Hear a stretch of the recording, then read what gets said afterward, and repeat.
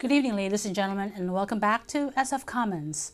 We're delighted to have here tonight one of the most respected, most popular public officials in San Francisco and in California. We have Mark Leno. His history is known to everybody. He started as a Board of Supervisors member in 1998. Then he graduated to the California Assembly, then to the California State Senate, and now he is eyeing to be the mayor of San Francisco. People ask, Mark Leno, we love him. Everybody likes Mark. I'm glad to hear that. Because if you'd said otherwise, I was walking out the door. It's time for some fundamental change, for a new direction at City Hall. Right. I would suggest that if you think everything's just fine here in San Francisco today, that I'm probably not your candidate. Because the status quo is not working. Exactly. And we need a city that is fair and equitable and welcoming. Fact is, the city is changing. Right. It's changing very rapidly. Right. In unexpected ways. Stop that change. Right. And when you think of it, cities are living and breathing entities. Right. And if they're not growing and changing, they're actually dying and fading. And we've seen cities like that. Right. So we need to embrace the fact of change, but we also need to manage it in a way that we don't see so many generations of San Franciscans literally displaced, no longer here, can't keep up. And this shouldn't be just a place where those with very deep pockets can afford to live. That's not the San Francisco. And I think that's the part that Angela is referring to when she says the iconic city of San Francisco, the place that she remembers and that she loves. So it's finding a delicate balance of managing change, of welcoming new people to the city, but not at the expense of so many hardworking families and immigrants and others who are really hanging on just by their fingertips right now. You're talking about SB 827, exactly, Senate Bill 827, and you're correct, it did die in its first committee hearing yesterday. So it will not be moving forward this year. I am not displeased because I was opposed to the bill myself. And you put your finger on it. Does it make sense, just philosophically, that the state of California should dictate to cities and local jurisdictions their own zoning and planning for land use purposes? And I would argue that San Francisco's housing challenges, our housing crisis, our housing market is unique to the world, and no other city has the kind of housing market that we have, surrounded by water on three sides and a border to the south. So we don't have much in common with Bakersfield and Modesto and Eureka and other cities in California. And that was one of the basic problems with the bill. What it would have done is upzone, allow for significantly taller buildings around transit corridors, but initially the definition of transit corridor was a bus that runs every 15 minutes. Now, that's to oppose the bill is not to say that I don't support denser housing along transit corridors. I do. That's not a novel concept. It's called smart growth. It's been around for 30 years. But we have successfully used our public participation in the planning process in a way that other cities could learn from us. We build more housing, and we build more affordable housing per capita than any county in the state. So yes, we need more housing, and yes, we need to look at areas across town where we can build more housing in an appropriate fashion, without the dictates of the state telling us that we have to follow the same rules as every other city in the state. First and foremost, we have to make sure that those who have a home stay in their home. And so I want to put an end to these no-cause evictions where you're a good tenant, you pay your rent on time, you're a good neighbor, and you get a knock on your door and you've got to get out. And two ways that landlords can get you out of your rent-controlled unit is through an owner move-in eviction. The owner of the building wants to move in himself or a close family member. And that's legal. But there have been a lot of fraudulent owner move-in evictions. Let's say your landlord tells you you have to get out because grandma's going to move in. But then there's no follow-up. The city doesn't check to see if she did move in. And so that would be fraudulent. Now the unit is empty, you've lost your home, and the landlord, because it's vacant, will raise it up to market rent. And that is illegal. Right. So up until recently, the local ordinance had no teeth in it. There was no enforcement mechanism. Right. So the board recently revisited that. We'll see how the amendment to the original owner move-in law, how effective it is. Right. Another way that you could lose your home for no cause is through the Ellis Act. Right. The Ellis Act is different from owner move-in eviction. Okay. The Ellis Act is a law that was created by the legislature back in 1985, which gives a statutory right to a landlord to evict all tenants. A state legislature.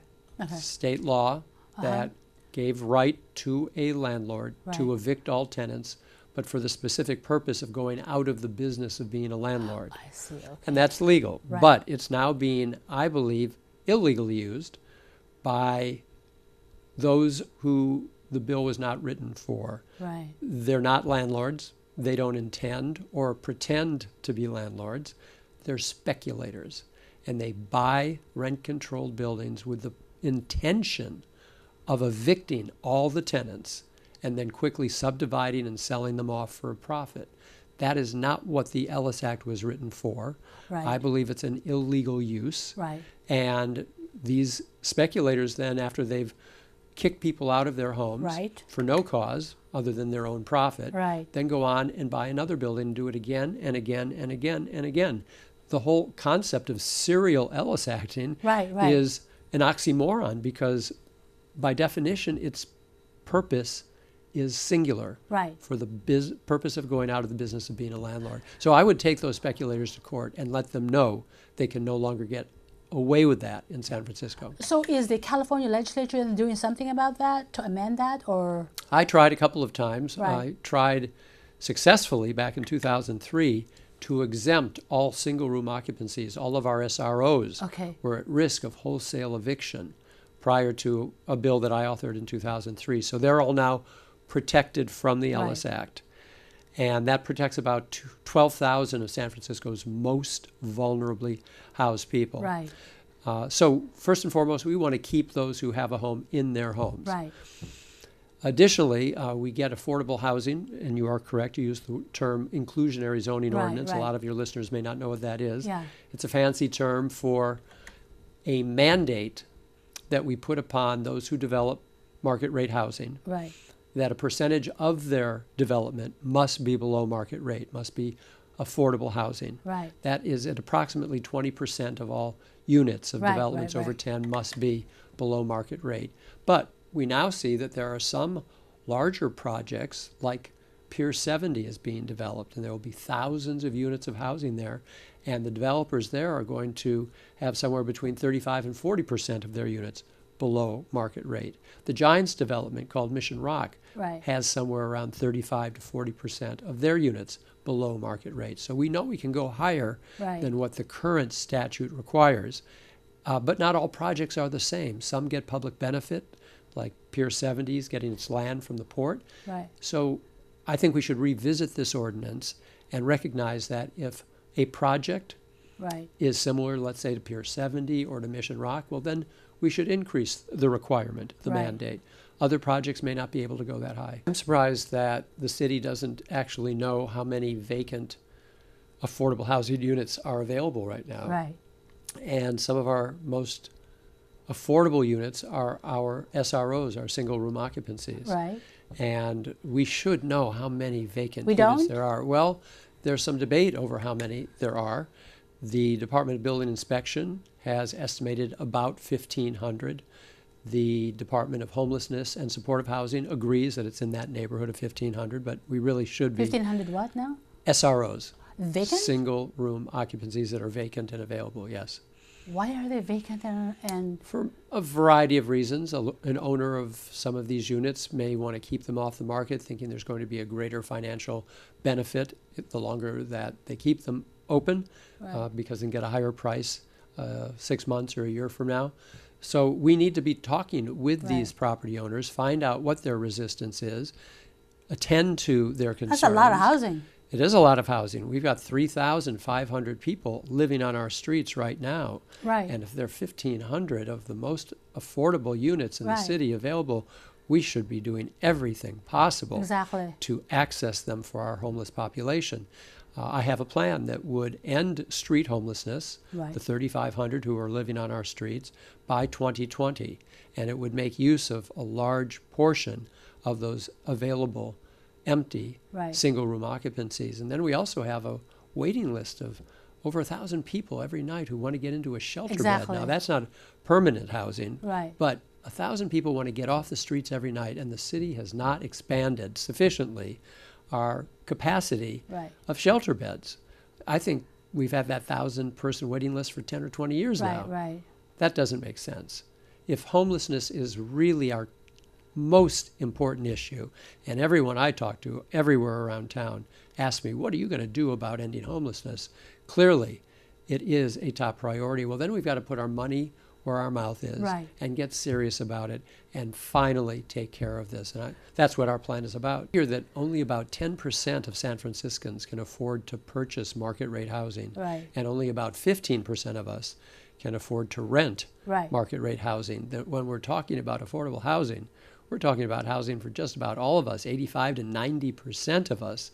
Only a very small percentage can afford all this new market rate housing that's going up. Exactly. So who's buying all this? Well, they're actually being bought for investment purposes. Housing is no longer a place where you put your head at night and call home. Housing has become a speculative commodity that's bought and traded for profits. And one idea that's out there is that given that all of these towers with $1 million plus units in them, which are far beyond the reach of San Franciscans, right. they don't address the housing crisis that we're experiencing. They're being bought by foreign investors. Exactly. And if someone were to buy a property, which is their right, to hold as an investment, but they're not intending to live there, or maybe they'll be there once a month or 5 times a year, well, to use as a pied-à-terre, that we could put a tax on that unit because we need more money to build affordable housing. And if you're purchasing San Francisco housing for your investment purposes, well, then the city needs to get some benefit from it too. Remember the 2008 when the economy crashed? Yeah. And then people did not have jobs, and a lot of people were on foreclosure. Guess who were buying those properties? Like 10 cents a dollar.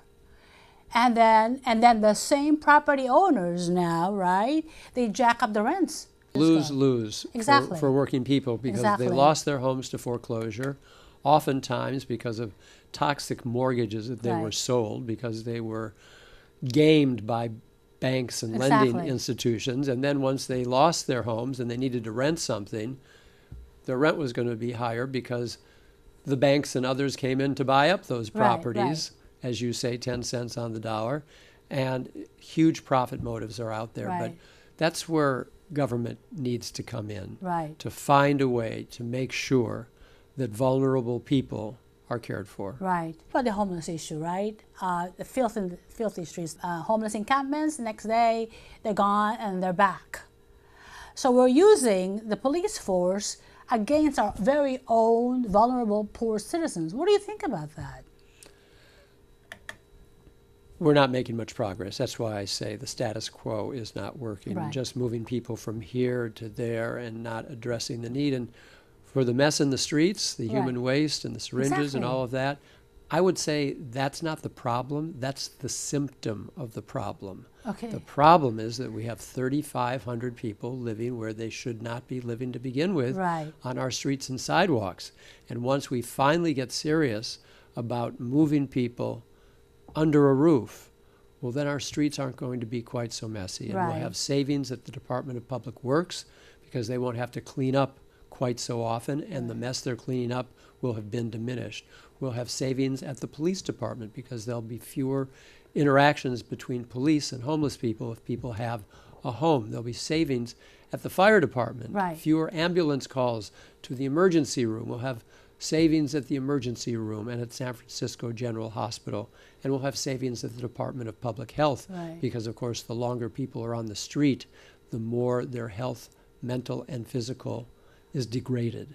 So moving people into homes and shelters not only benefits them, It benefits the family that wants to walk down the street and have a casual walk with the kids or the dog. Right. Won't have to trip over tents and feel intimidated at times.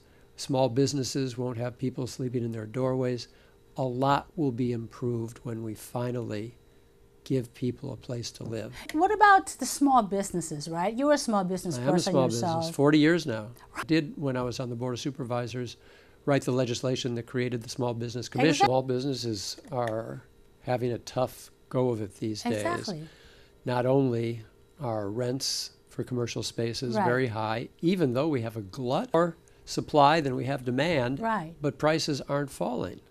We require that there be ground floor retail Right. for all these new buildings of residences Right. that are going up, but they're sitting empty. And Right. I think that's an opportunity for us to, as a city, be able to negotiate with the landlords of these vacant Right. commercial retail spaces on ground floors for arts organizations, for nonprofit organizations. There's a lot of need out there in the community for space, so people Right. don't have to leave town and go across the bay to find more affordable space. But beyond that, businesses are also suffering because there's been such a shift to online purchasing. Exactly, yeah. And I would suggest to everybody, if you have any concern about your merchant district in your neighborhood and you Right. want to make sure that it stays healthy and thriving, that you shop in your commercial districts. Yeah. I know it's very convenient to go online to buy a book or to buy Right, a right, blouse or a right. shirt, but there's an impact for every online purchase that you make. Right. And we have about a $10 billion budget. Half of that comes from state and federal money Right. that has strings attached to it. Right. So about half of the $10 billion, $5 billion is general fund money, most of it discretionary. Right. And do you believe that there might be 1%, 2%, 3% of greater efficiency we could find in a $5 billion budget? yeah. Yeah. Well, if we did, that's $150 million if we could find 3% of greater efficiency to make sure that there's no waste or fraud or abuse in our budget. And we've got to be able to demonstrate to the taxpayers of San Right. Francisco that we're using every tax dollar as efficiently and as effectively as possible. Boy, I'm suggesting we use something called zero-based budgeting. So rather than take the current year's budget as we look at next year's budget and add a little bit on top for the Right. coming year without reviewing how the current year's spending went and Right. making sure that programs brought us a return on our investment, that the program's goal was reached, and Right. it served the public purpose as intended. Those are the kind of programs we want to reinvest in. But Right. if a program wasn't returning on investment, Right. then we need to no longer invest in it. And you only figure that out by building a budget from the ground up, Right. zero-based, and do it line item by line item. And that's how we find waste in the budget. Right. Let's picture this. You're Mayor Mark Leno. What kind of a Mayor Mark Leno would you be? What is a Mayor Mark Leno be to the people of San Francisco? I certainly would want to be visiting different schools in the Okay. Unified School District Uh-huh. every week. Right. See how the schools are doing, see how we, the city, can better partner with the schools. I'll be meeting with and out in the neighborhoods, talking with small business owners and finding out where their struggles are and how we can better streamline government. You know, permitting for a small business is almost impossible. My own small business, a manager of it told me she was trying to get a new DBA, a new doing business Right. as. So we're a corporation, small business, Right. but we wanted to get a new name to augment our current name Right. and for marketing purposes. And she tells me that 30 phone calls and 6 months later, she still doesn't have the new DBA. You know, it's so complex to get permits in some of our departments that people hire expediters to do the job of what the city should be doing, which is providing service to our Right. small business owners. Right. We don't need expediters. That's who needs a middleman, but we've made it so unfriendly Right. interacting with city government that Right. people have to hire professionals to do the job for us and to jump to the head of the line. That's not how our government should be serving the Right. people. We should be a service-oriented department across the board. Police chief is appointed by the mayor. Exactly. And the police chief does report to the mayor. Right. But the police chief operates the department. Right. But yes, you are correct. There a lot of the tone and direction of the department through communications with the police chief can be set by the mayor. Right. And I, as a legislator, fought for years to make sure that there is greater transparency and accountability Right. within law enforcement. Angela has like a list of people that she wants fired to fire. She's not been shy. As mayor, I would do a complete managerial assessment, Exactly. performance review Right. of all the department heads. So Exactly. that review has to happen. But I believe that we need to shake up City Hall. Exactly. I believe we need to bring in some new eyes, some new energy, some new Right. perspectives. So I can't, unlike Angela, name names. Exactly. How would you make it like, City Hall like a people's building? Well, it's a tone, I think, overall that Right. the mayor can set. Right. Is it an imperial mayor Exactly. or is it a people's mayor? Exactly. And is the mayor out on the street, Right. in the community?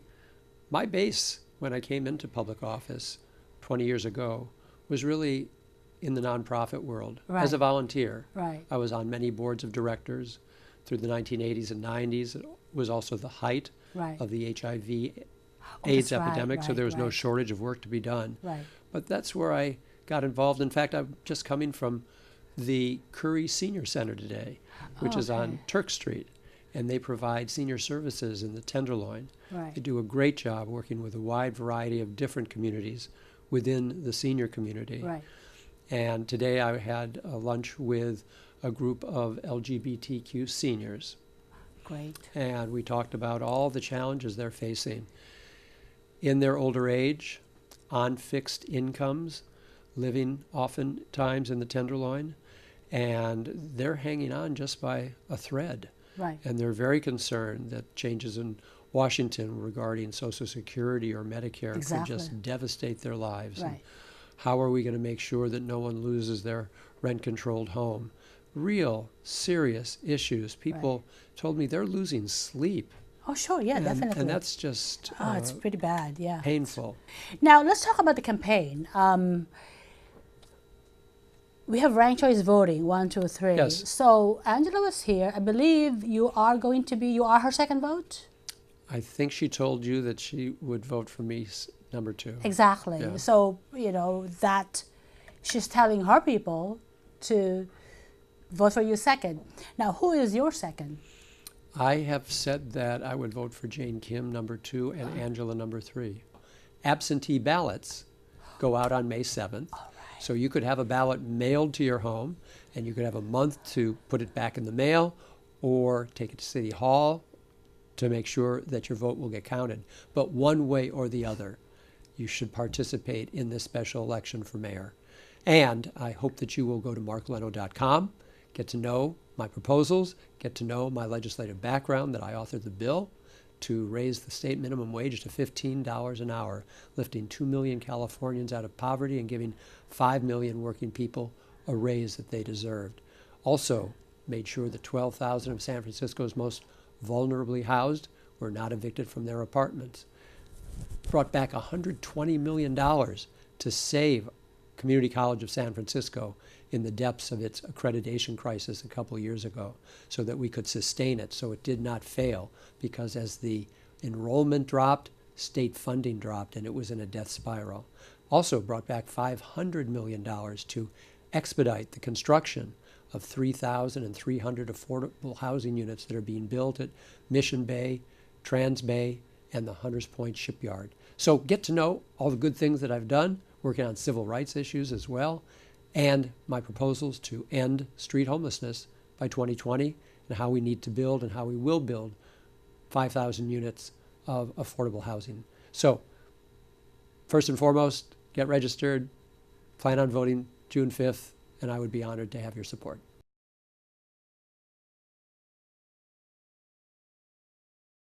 Ladies and gentlemen, thank you so much for joining us. Please make sure you vote, and Thank you for joining us with Mark Leno. Thank you so much, and good night.